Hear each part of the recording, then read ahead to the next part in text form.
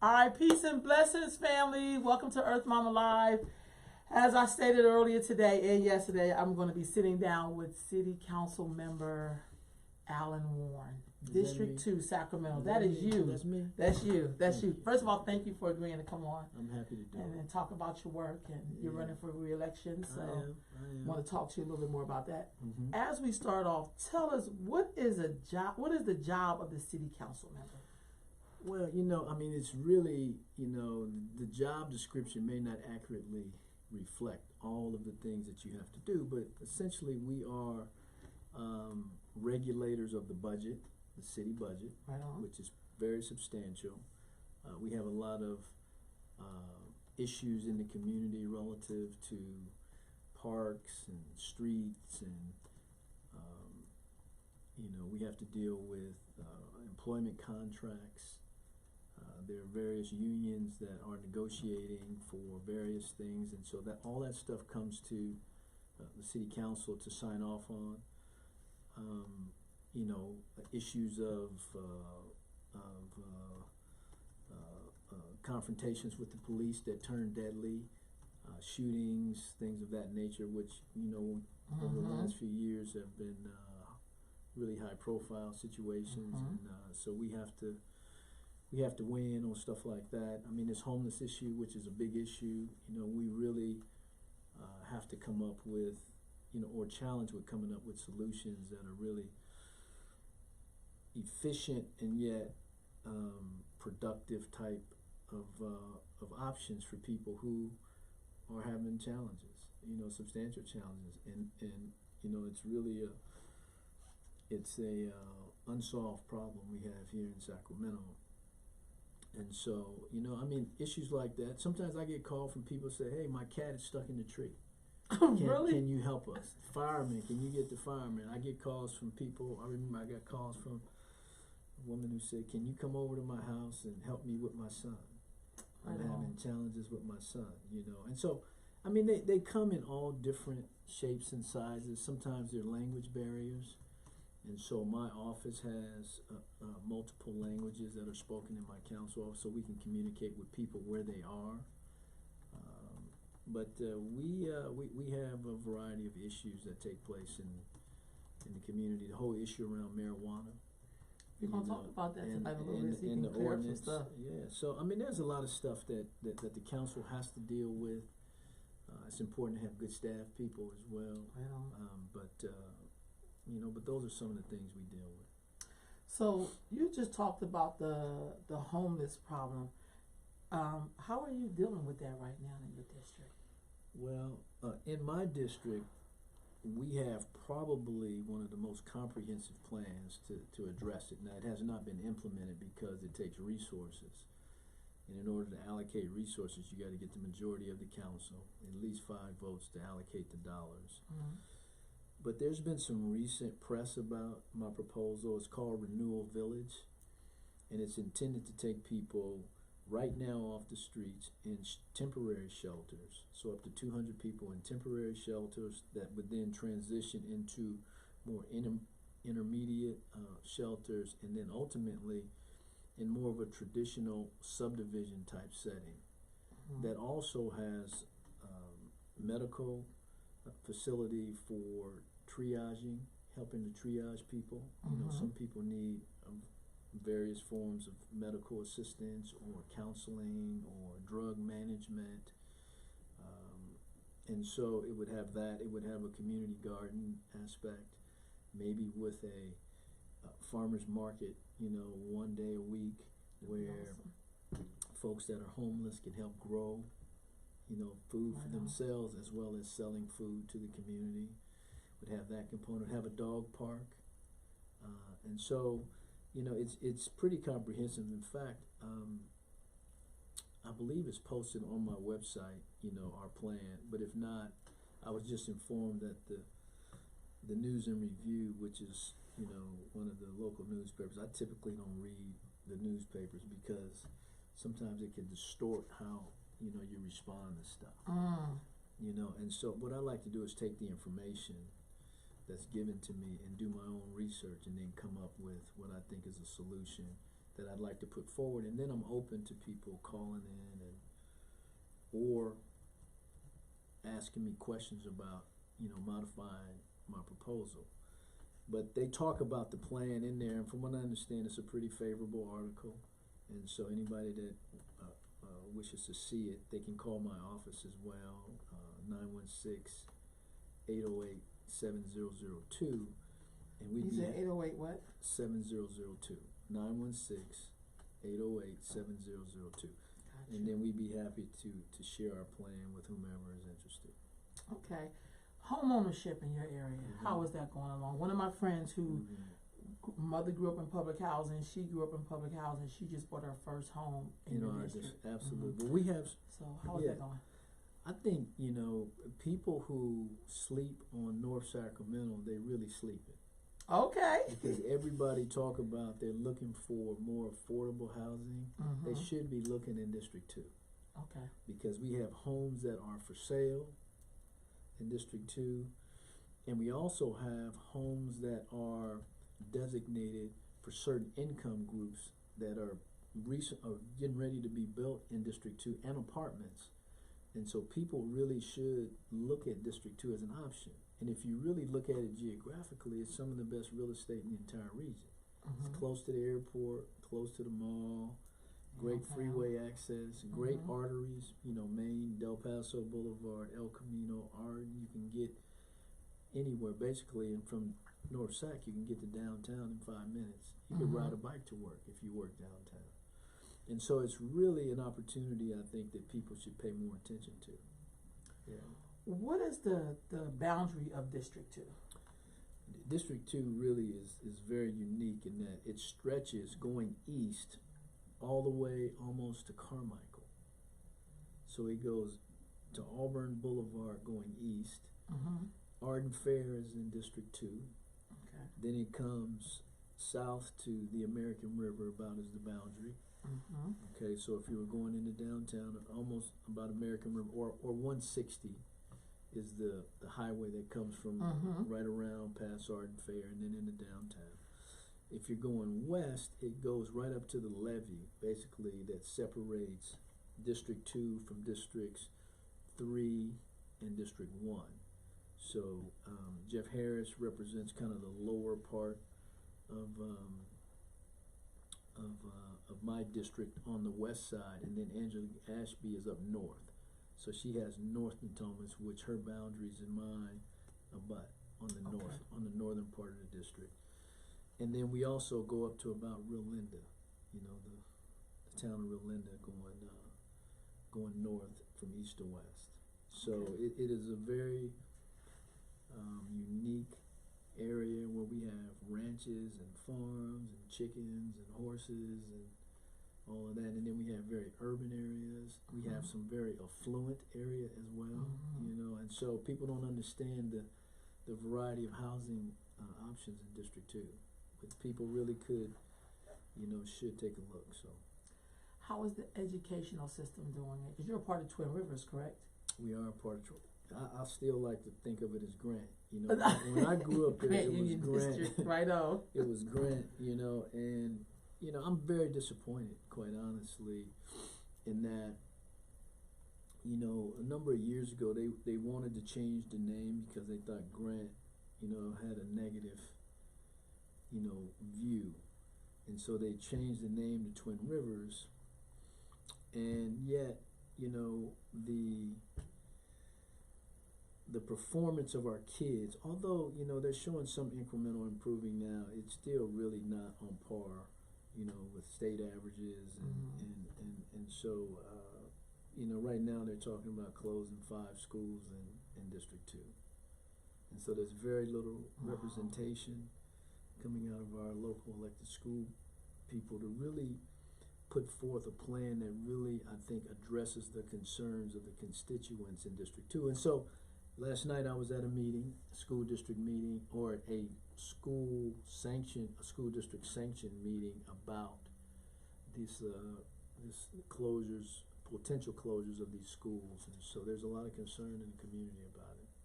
So as a city council member, do you have any influence in that at all? Well, I mean, I can influence it because of my profile and the platform.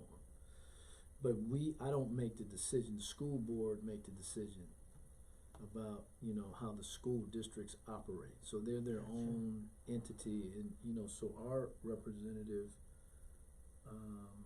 for parts of District 2, the Del Paso Heights portion, is Ramona Landeros, and then Rebecca Sandoval also represents portions of our district as well. Okay. And so, I'm hopeful that they're going to put forth a plan that really addresses the real needs in our district, which are investments in the schools. I'm told that,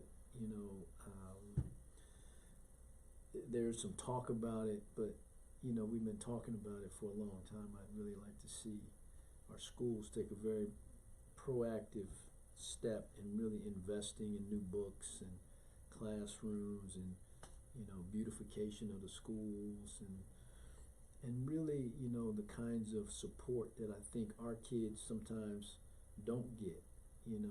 They're kids and portions of the student body, and particularly I'm talking about Black and Hispanic kids, sometimes that need a little bit different structure, a little different support system sometimes. And so, those things have really been slow in coming.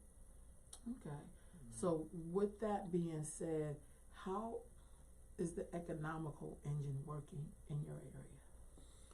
So, in District 2, first of all, North Sacramento used to be the most prominent region in the entire Sacramento region. I'm talking about, all the suburbs and all of that. Del Paso Boulevard was the first street that had street lights, first area that had the first movie theater in the entire region. Wow. Very prominent. And so I'm talking about going back into the 20s, 30s, 40s. And then you had, things such as integration, right? And you had migrations of people that came from the South, like my parents came from Arkansas and Louisiana, and they worked at the Air Force Base. So the Air Force Base used to house, or used to employ lots of African Americans, and so a lot of them moved from the South as civil servants, but also you had the military, so some of them were enlisted. And that's really, it started integrating the area, and I think that and other factors, and people started to move, and businesses would shut down, and there was a time when there was businesses in Del Paso where you didn't have to leave. You could shop right in North Sacramento, but it had turned into a food desert. And so when I was elected in 2012, we were designated as a food desert. Since I've been in office, we've opened 3 new grocery stores. Right on. The last one being Grocery Outlet on Del Paso Boulevard. And so, economically, there's a lot of opportunity still in District 2, but what I would say also, and this goes back to your housing question, if you look at percentages of price increases of homes in the entire Sacramento region, our district has some of the biggest jumps in value on a percentage basis. 20, 25, 30, 40, 50%. Wow. And so in terms of investment and also affordability, I think it's one of the best places, for economic opportunity for businesses, Black businesses. The Sacramento Observer just moved over. Oh, really? Sacramento Observer is in the district now. The State Chamber of Blacks, Chamber of Commerce is, I think, they're talking about moving over to our district. Right on. So, I mean, there's this real opportunity for us to have businesses that can sustain themselves. You can't pay the kind of rents that downtown is charging and other places, but I think we could have a real power center. And so I'm hopeful that other people will realize the opportunities and continue to invest and employ people from our community. Okay, so one of the economical, reinvestments have come out of the cannabis area or industry is what I was looking for. How is that working in your community? So let me just say, so the cannabis is a huge industry, but what had happened was I think the tables were tilted away from communities like ours and people that are diverse, I should say, because it's not just blacks, but substantially blacks have been excluded from Right. the cannabis industry. You have to speak up a little bit more. Thank you, Okay. Christy. Yeah, so the cannabis industry had established a cap for dispensaries that had Mhm. established, I think, in about 2008. Okay. So, and we have not allowed new operators into the industry. Just on Tuesday, we put forth a ordinance, a requirement to be drafted that's going to allow 5 new dispensaries that will be targeted to the core program, which is for diversity, ethnic minorities. Okay. So we got that. But in terms of the industrial and the cultivators, Mhm. my district is second in the city in terms of permits. Okay. And there is some diversity as it relates to that. But you know, I was against the current ordinance because I didn't think it did enough to protect communities and to provide opportunities of inclusion. Okay. And so we've been fighting. Larry Carr is another councilman that's been fighting to really open it up and to promote inclusion and really safeguard communities from being oversaturated as well without having the resources to deal with the impacts. So, you know, I think it's still a huge opportunity. It's early in the process, but, you know, it's going to take constant watching over the program because you know, it's been in the media recently that there's been abuse in the system. You know, so there are people that will take advantage of these kind of opportunities, and unfortunately, it has happened. And so right now, we're trying to design a program that can correct the past and provide opportunities in the future for a more diverse Sacramento. Will any of that money being made from the I Sales feel so tax. funny saying cannabis because Why? you know it's sometimes You don't not like community. cannabis, girl? No, we don't say cannabis. We say weed. Weed. We say ganja. We say bone. You know, so I'm just kind of. Well, say that That's then. my thing. Like Say it. cannabis. Say it. Say it. But is any of that money going to go back to communities that were Supposed so to. devastated Absolutely. when it wasn't legal? Yeah, it's supposed to, but the way it's happening now is it's going back into the general fund, and then the council members have to direct that money. My request was that the communities that generated the taxes for it, Mm-hmm. that those funds are specific to those communities. I agree. You know, and that's what I've been pushing for. What's the So- what's the results, man? Is people more What's the- supportive of that? Or are they like, no, it's just it- going into the general Well, fund? We're going to use it for whatever. it's ongoing. I think they're more receptive now. Okay. You know, I think particularly since we've seen the abuses, you know, this is not about goodwill, good intentions. This is about actually doing what we said we were going to do, and we got to make some changes. It's not happening, but there's more interest now on the council in doing that. I know. So, yeah. But So- you got to, let me tell you, anytime there's money involved, I know. you got to fight. I know. You gotta fight. You And can the like, fight, excuse me, I get some money. well, let me tell you, Yolanda, the fight is not a physical, it's an intellectual fight, I you get know? And it's a political fight. You have to help people understand why it's in their best interest as well. You know, some of the people that are on the council, they didn't grow up like us. They didn't I grow get up that. like me. They didn't, I get you know, that. they even from different cities. So they have a little different connection, you know, and so we really have to be strategic. And sometimes we got to understand that, you know, this is not a sprint, it's a marathon. And you Right got to on. be prepared to play the long game. And now what's happening is the pendulum is starting to swing back. And we got to take advantage of the opportunity, but also do the right thing. You Right know on. what I mean? We want people that care about our community. We want people that want to employ people from our community, I know. right? We don't want just takers involved in the businesses, particularly like cannabis or weed. Yeah. You know, so I grew up calling it weed. Me too, too. you know, so ganja, Yeah. you know, all of that. So, but you know, it's a real issue. But anytime there's power or money, you got to fight for it, Right on. right?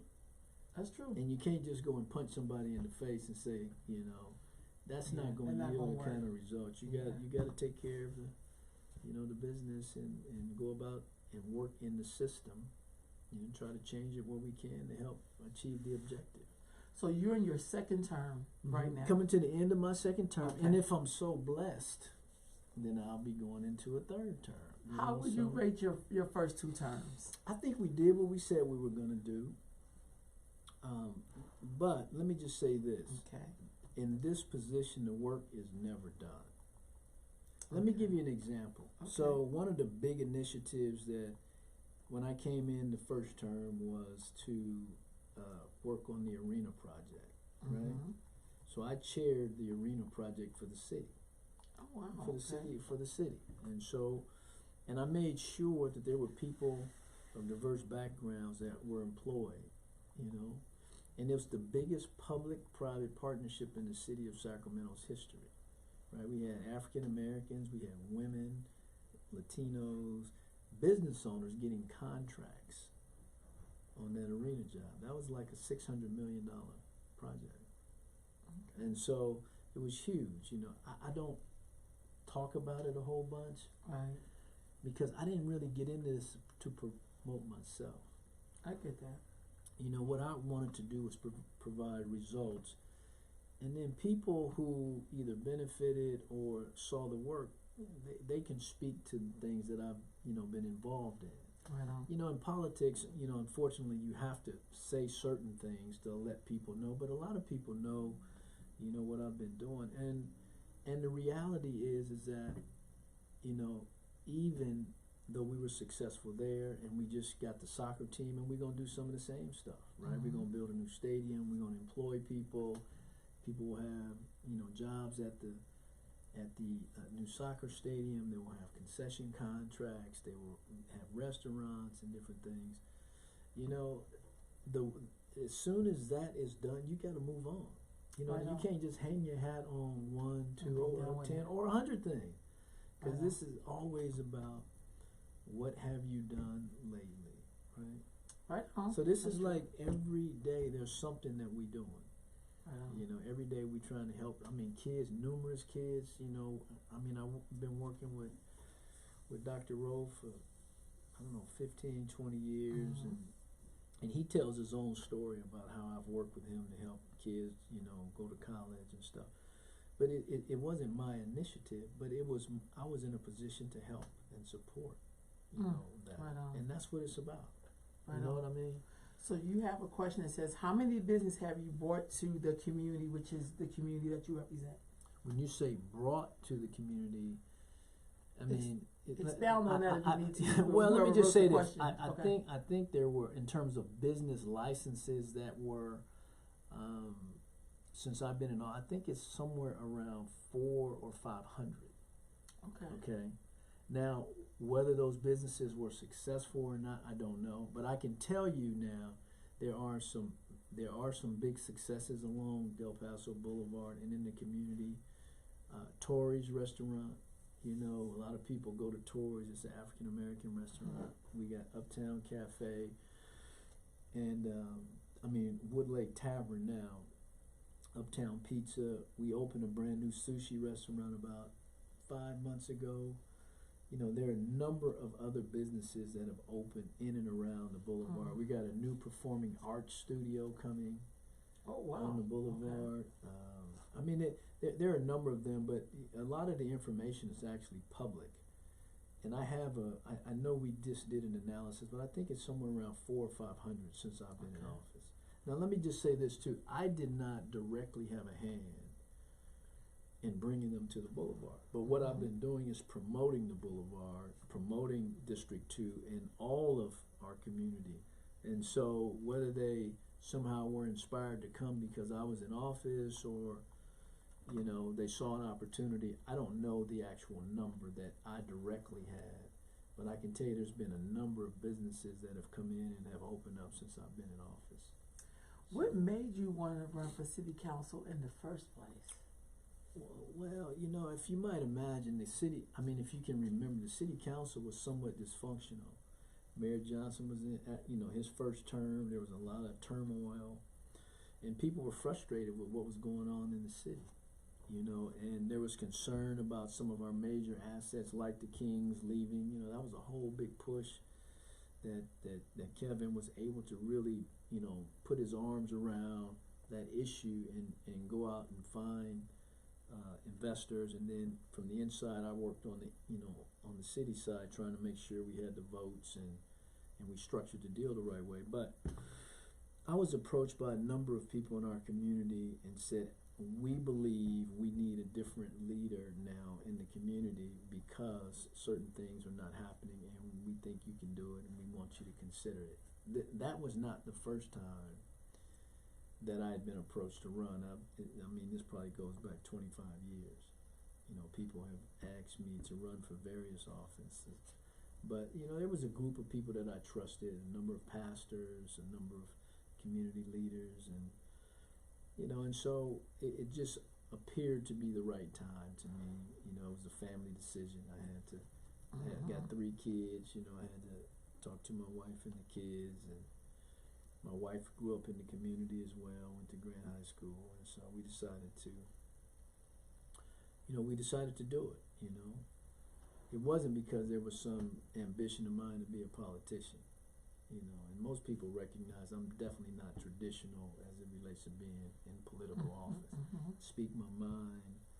You know, I was outspoken about the Stephon Clark issue and other major issues. I had a different position than some of my colleagues. So, What about gentrification? Somebody had posted a question about their area being gentrified. Is that happening in Del Paso Heights or in District 2? So, you know, I can tell you is all over the city. It's an issue all over the city. It's happening less in District 2 than it is if you go to other communities like Oak Park, you know, and around the city. But we have to really own this whole issue around investment, because typically what happens is somebody comes in and they offer you some money, or they might offer your parents money, and if they sell, then somebody comes in who may not be from the community, right? And they have the money, and maybe they give their kids some money. But if you don't turn around and invest that money back in your community, every time somebody sells something, typically it elevates the price, right? That's true. And so it makes it harder for you. If you're not in the market, it makes it harder for you to get in. If you're already in, then your properties benefit from transaction as well. But here's one of the things people don't understand. New development is really one of the large generators of fees for schools, for school investment. Oh, we talk about home ownership. All developments pay school impact fees. So new development spurs investment in schools. If you go to North Natomas, which is a new community, all that investment, they built all those houses, all that commercial, big pools of money. They can have new schools, or schools that are newer, parks that are newer. Also, you pay park impact fees. So investments in real estate, it transitions into investments in the schools and investments in the park, public safety, and all of that. And also, the more homes you have, the denser the communities are, the more investment you see from retailers, because retailers move to where rooftops are. They want people that can get to their business quickly. Either they can walk, ride a bike, or drive a car short distances.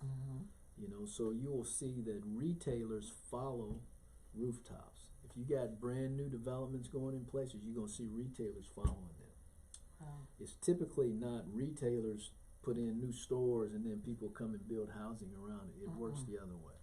Right. Yeah. So gentrification is an issue throughout the city, less so in District 2. Okay, that's good to hear, because, you know, is it being gentrified? I don't know. I just feel like in certain parts of your area, particularly Del Paso Heights, I always say you guys have more roots than other parts of the city. Which is true.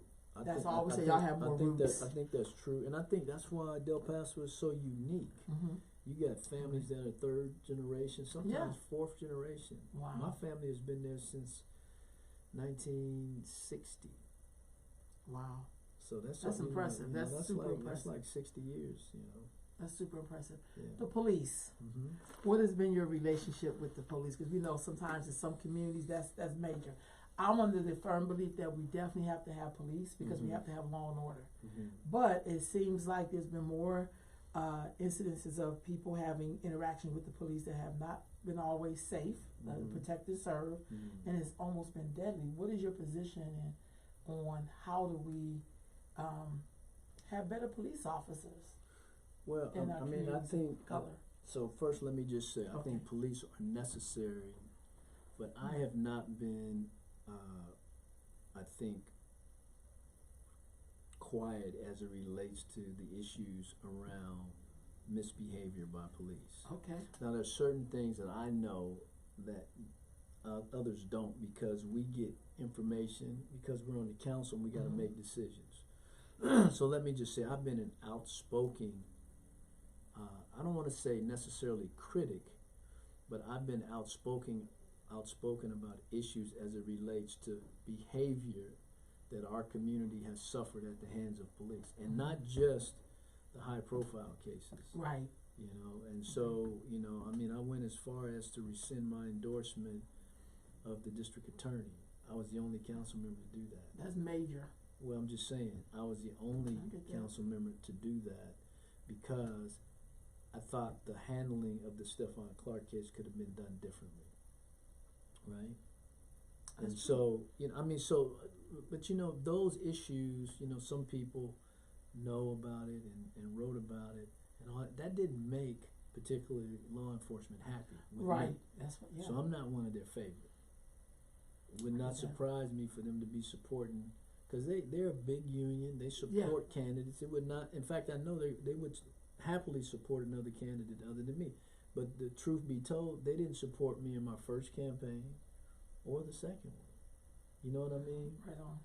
And my conscience is clear as it relates to that. I think good behavior should be acknowledged, and I think bad behavior should be questioned and challenged. You know, and I think, you know, as it relates to our police, I think we have a wonderful police chief.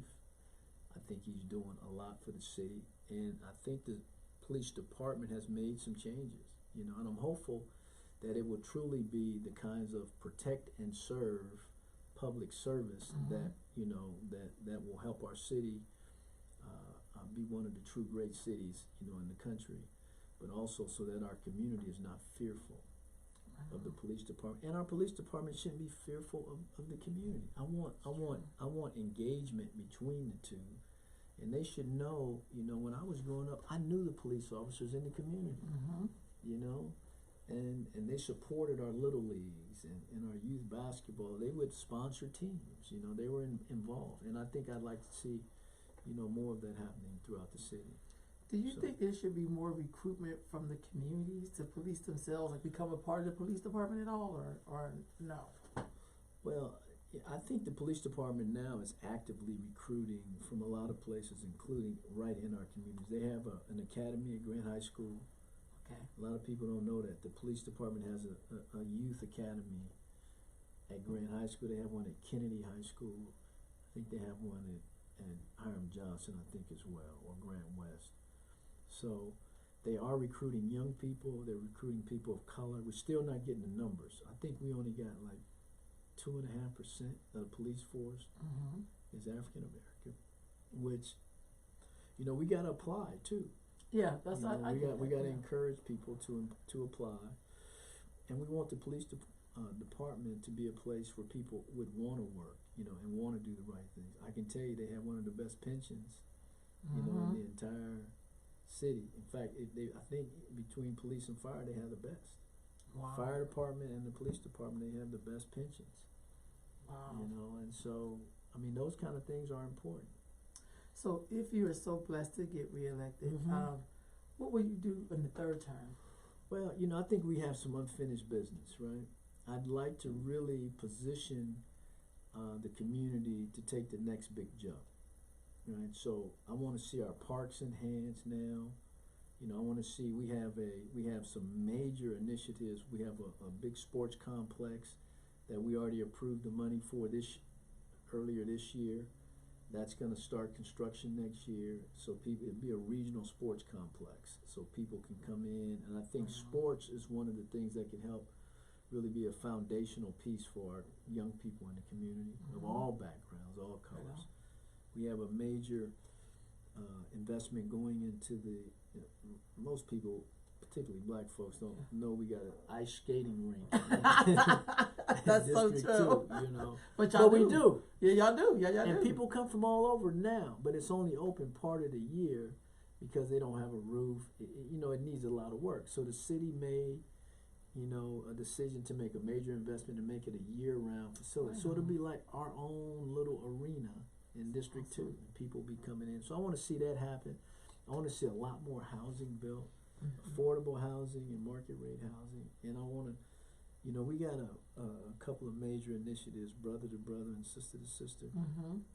And their programs really designed to help people that have had challenges, really help them find their way back into, stability in the mainstream, with employment or with getting, back into school, either high school or college. And then having a jump off place for them, either go to college or a trade. And so trying to connect those dots, I think, is really important for us. And I think, our community is making strides. We have another major initiative. It's a youth diversion program that we're going to be announcing here in the next couple of weeks. Oh, wow. I can't give you all the details, Okay. but it's designed so that young people will not, if they make a mistake, they don't immediately go into the system, Right on. right? It's to take people like you and people in our community like Mervyn Brookins and Larry Craig and other people that are trusted, and the people would have to work with them on a program that's being designed. And if they stay in that program and fulfill it, then the charge that they would have had goes away. Never shows up on the That's record. awesome. That And could so- ruin your whole life. And so we've designed a program. We're probably going to start rolling it out maybe next week or sometime in the next few weeks. But I'm really happy about the fact that law enforcement is working with us on this program. Police department, sheriff department, district attorney's office, probation. And so it's important, right? Because people agree. sometimes make a mistake and they get saddled with these issues and they got to start dragging around this extra weight, and it becomes heavier. And then something else happens. It's like you got a bag that you pulling behind you and somebody keep putting rocks in it, and you got to continually drag. Pretty soon it's too heavy to overcome. Sometimes people give up, or sometimes people do things that are desperate. And those acts hurt us. Right on. When people are so frustrated or upset, they can't talk it out, they want to shoot it out. Right? The first response is to take it to that level, right? And that's not because it just happened. No, it's an accumulation of stuff that happened in their life that put them in that place. And we want to try to take some of that away so we don't go from A to Z.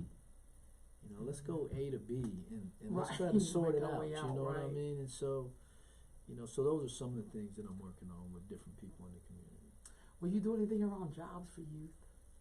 We have and some things going on with Jobs for Youth right now, in fact. And at City Council just this past Tuesday, we're going to put something on the agenda, on the March ballot. That Kids, it's SAC kids, it's a youth fund. Kids First. Yeah, for youth, and it's going to have major resources. So it'll have summer programs for kids and after school programs for kids. So that's going to be a big ticket, and it'll be designed around employment and activities for youth to keep them busy. So it's a big deal. Right on. Yeah. Well, thank you so much for sitting with me. I think we got a lot of information out. Yeah. And also I think people got to hear a lot of what you do, because you really don't talk about what you do. But I just know it's not easy balancing your work. I know you have a history of, you're also a developer. I don't even know if people even know that. So you come with a little bit more experience than most Yeah. people, because I don't know a lot of people who are developers. Right. Some people don't know that I worked, trained on Wall Street. See what I'm saying? You know, I right out of college. Some people don't know I played baseball. You know, but you know what's important, I think, is the present, right? But all that helps to The make present. the present. Well, I mean, Gotta you have know, some knowledge or something. You know, if people really want to know, they can find it. You know what I mean? I get you. And so this is about really, you know, we got so many days in our life. We got so many breaths to breathe, right? Right on. And I want to maximize mine. We're trying to get things done, and then at the end of the time, whether it be the end of my council term or the end of my life, people look back and they say, there it is. You know what I mean? Right on. And that's what it'll be. You know, life is what you make it. But we'll be talking again soon. Yeah. Okay. Good. All right, family. Thank you so much for tuning in. Next Can I say week. I was nervous? I'm No, nervous, you- y'all. I'm nervous sitting here talking to. Oh, please. I've been here with like a master up in here. So next week I'll be back talking with Pastor Les and Ronald Bell about District 8. Until then, I'll see you later. Peace. All right, y'all. Peace. All right, hold on. Don't move yet. Don't move Okay. yet. Hold on. Don't move yet. Till I hit this.